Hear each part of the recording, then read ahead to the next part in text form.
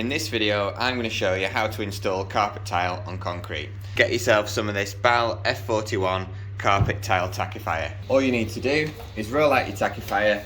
With this product, there's no need to use a primer. Simply hoover your concrete floor clean and then roll your tackifier straight on. Get yourself set up with a painter's tray and a roller. So we've got our next row of carpet tiles to go down here.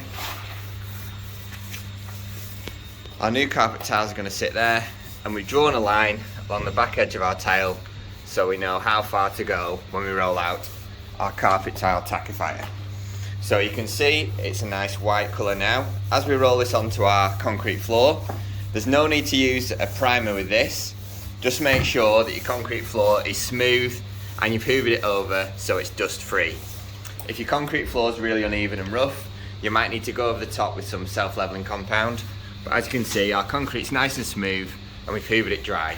So you can apply your carpet tile tackifier directly to your concrete. If we leave this about 5 to 10 minutes, it'll start to go clear and then we can start to apply our carpet tiles. Now that our Bal carpet tile tackifier has started to go clear, I'll just show you with my finger how it sticks. You can see there it's stuck to my finger and you'll notice it's quite tacky.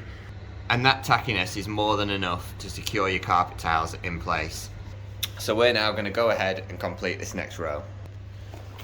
As you can see, we've now stuck our next complete row of tiles down using our Bal carpet tile tackifier.